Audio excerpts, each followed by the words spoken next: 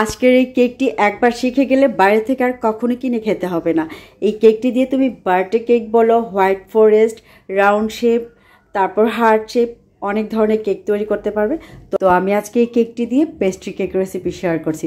Guys আসসালামু আলাইকুম, welcome back to my channel food quest by Rahim. আর এই কেকটি খেতেও মাশাআল্লাহ মজার।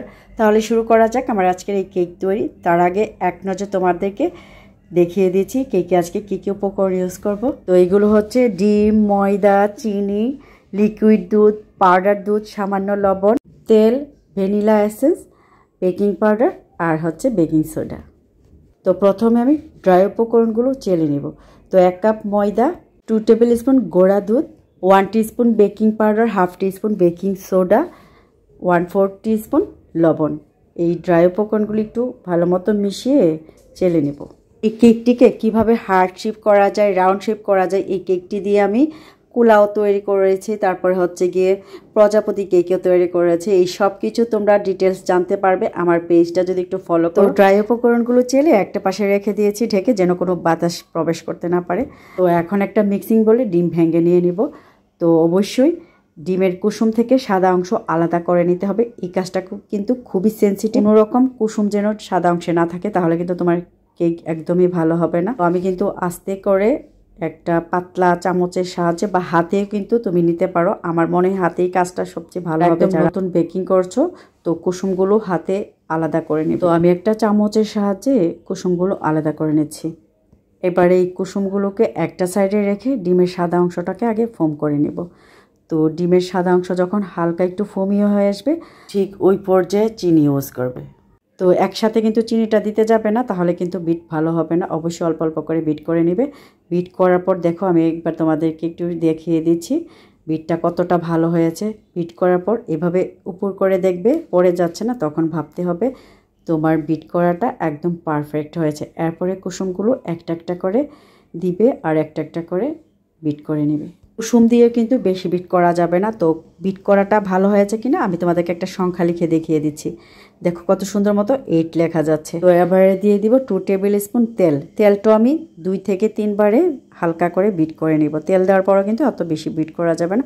তারপর ভ্যানিলা এসেন্স, ভ্যানিলা এসেন্সটা চাইলে আরও আগে দিতে পারো। তো এগুলো দিয়ে ভালো মতো বিট করে নিয়ে আবারও চেক করে দেখিয়ে দিচ্ছি। দেখুন যে একটা সংখ্যা লেখা যাচ্ছে, আমি কিন্তু 8 লিখে তোমাদেরকে দেখিয়ে দিচ্ছি কতটা পারফেক্ট হয়েছে ফোমিটা। তো এখন এই ফোমের সাথে চেলে রাখা ড্রাই উপকরণগুলো মিশিয়ে নেব। ড্রাই উপকরণগুলো মেশানোর সময় একবারে সবগুলো দিয়ে দিবে না, অল্প অল্প করে চেলে চেলে মেশাবে। এবার এর মধ্যে অ্যাড করব 2 টেবিল স্পুন লিকুইড দুধ। দুধটাও কিন্তু একেবারে দেওয়া যাবে না, 3 থেকে 4 বার যতক্ষণ ড্রাই উপকরণ মেশাবে অতক্ষণ পর্যন্ত অল্প অল্প করে দুধ দিবে। ড্রাই উপকরণ দিয়ে এভাবে ঘুরিয়ে ঘুরিয়ে ব্যাটারটা তৈরি করে নেবে। তো আমার কেক ব্যাটার ইজ রেডি। দেখো আমার কেক ব্যাটারটা কতটা পারফেক্ট হয়েছে। তো এখন আমি 9 ইঞ্চি মোল্ডে আগে থেকেই ওয়েল ব্রাশ করে বেকিং পেপার বিছিয়ে রেখেছি। এখন এই মোল্ডে আলতোভাবে ব্যাটারটা ঢেলে নেব।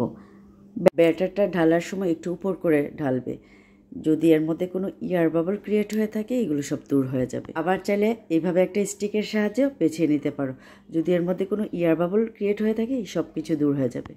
তারপর হালকা একটু টেপ করে এভাবে একটু হালকা ঢাকা দিয়ে ইলেকট্রিক ওভেনে 180 ডিগ্রি সেলসিয়াস তাপমাত্রায় আপ অ্যান্ড লোতে 40 থেকে 45 মিনিটে বেক করে নেবে। কেকটা ওভেনে দিয়ে আমি সে ফাঁকে একটা কেকের জন্য বাটার ক্রিম তৈরি করে নেব। তো তার জন্য একটা মগে নিয়ে নিলাম 5 টেবিল চামচ লিকুইড দুধের সাথে 10 টেবিল চামচ চিনি মিশিয়ে নেড়েচেড়ে 4 ঘন্টার জন্য রেখে দিব।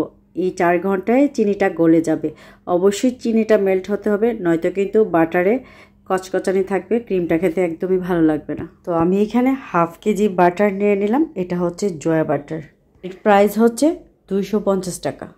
বাটারটা ফ্রিজ থেকে বের করে একটু পিস পিস করে তারপর বিট করে নেবে, তাহলে ইজিভাবে বিট করতে পারবে। আর বিট করতে করতে যখন একদম সাদাটে হয়ে আসবে ঠিক ওই পর্যায়ে দুধ চিনি মিশ্রণটা অল্প অল্প করে 4-5 বারে দিয়ে বিট করে নেবে। বিট করতে করতে যখন একটা পর্যায়ে ক্রিমটা একদম ভারী টাইট হয়ে আসছে ওই পর্যায়ে বিট করা বন্ধ করে দিবে। তো আমার বাটার ক্রিম ইজ রেডি। এখন হচ্ছে কেক ডেকোরেশন করার পালা। এই ফাঁকে আমার কেকও হয়ে গেছে। দেখো কেকটা কতটা ফুলেছে মাশাআল্লাহ। এখন এটাকে আমি ডিমোল্ড করে 3 পার্ট কেটে নিব। আমি কিন্তু মাঝে মধ্যে সুতা দিয়ে কেক কাটি। তোমরা যদি সুতা দিয়ে কেক কাটা দেখতে চাও তাহলে আমাকে নিচে কমেন্ট করে বলতে পারো। তো অবশ্যই আমার পেজে আপলোড হয়েছে চুলায় তৈরি চকলেট মোকা কেক। ওই কেকটা আমি সুতা দিয়ে কাটছিলাম, খুব ইজিভাবে সুতা দিয়ে কাটা যায়। তো যারা ব্রেড নাইফ দিয়ে কেক কাটতে সমস্যা হয় তাদের জন্য ওই টেকনিকটা একদম পারফেক্ট। আলহামদুলিল্লাহ খুব সুন্দরভাবে কাটা যায়। তো আমার এই কেকটাকে আমি 3 পার্ট করে নিয়েছি, তোমরা চাইলে 2 পার্টও করতে পারো। কোনো প্রকার নোজেল টোজেল ছাড়াই পাইপিং ব্যাগে বাটার ক্রিমটা আগে ভরে নিব।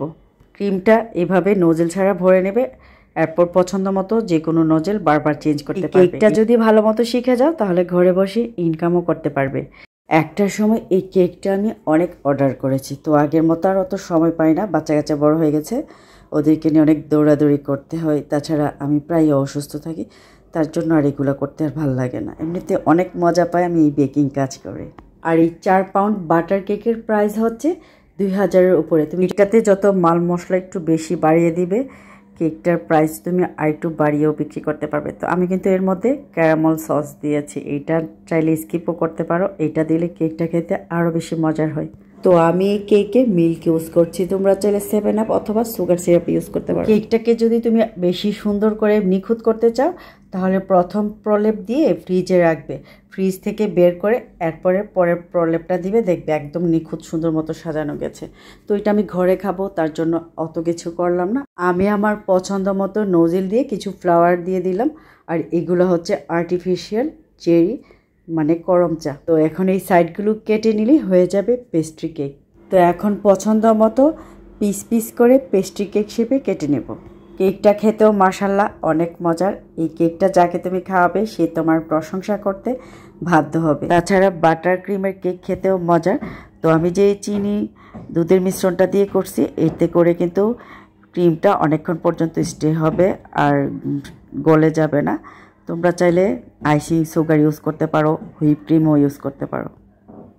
তাছাড়া এই ক্যারামেল সসের রেসিপি চাইলে অবশ্যই নিচে কমেন্ট করবে, চেষ্টা করব আলাদা করে তোমাদের জন্য ক্যারামেল সসের ভিডিও বানাইতে। তো কেকটি খেতে খেতে তোমাদের সাথে বিদায় নিচ্ছি।